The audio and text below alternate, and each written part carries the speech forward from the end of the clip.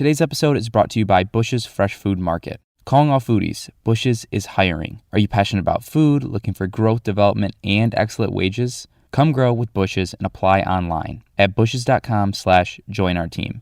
That's Bush's, BUSCHS.com/join our team.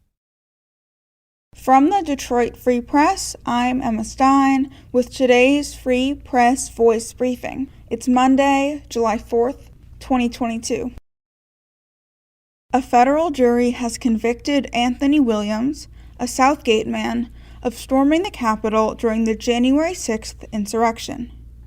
He pushed past cops, posed by statues inside the building, smoked weed in the rotunda, and then bragged about it on Facebook.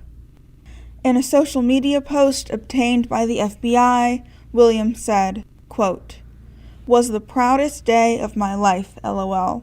Felt like the founding fathers were smiling down on us in that room, and I guarantee my dad and Gramps, both vets, would be proud." Williams is facing up to 20 years in federal prison. For the Detroit Free Press, I'm Kristen Seamus. An Oakland County resident is the first person in Michigan to have a probable case of the monkeypox virus, state health officials announced Wednesday night. The person is now in isolation, and the U.S. Centers for Disease Control and Prevention is conducting confirmatory testing. Oakland County Health Officer Calandra Green says the risk to the public is extremely low, and health officials are conducting an investigation and contact tracing to identify anyone who might have been exposed. It can take up to 21 days for symptoms to develop after a person is infected with monkeypox. But when symptoms first appear, the CDC reports that they are typically flu-like and include the swelling of lymph nodes, fever, headache, muscle aches, backache, chills, and exhaustion. Soon after that, people typically develop rash and lesions that may start in one place in the body and spread to other parts. The illness can last 2 to 4 weeks and could initially be confused with a sexually transmitted disease such as syphilis or herpes. Monkeypox is contagious when a rash is present and up until the scabs have fallen off, Green told the Free Press. It can be contracted from person to person through direct contact with the rash, scabs, or bodily fluids, or through respiratory secretions when there is prolonged face-to-face contact or intimate physical contact. Anyone with symptoms consistent with monkeypox is urged to seek medical care. Michigan has a lot to offer. From sandy beaches to dog sledding, from Metro Detroit to the UP. Whether you're new to the state or have lived here your whole life, you'll find something new to try in the ultimate Michigan bucket list.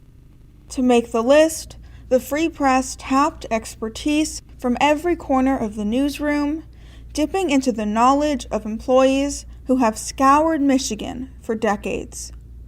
Items on the list include ice climbing, barbecue joints, waterfalls, and kayak brewery tours.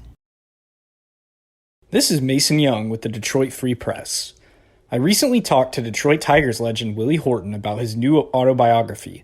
It's called 23, Detroit's own Willie the Wonder, the Tigers' first black great.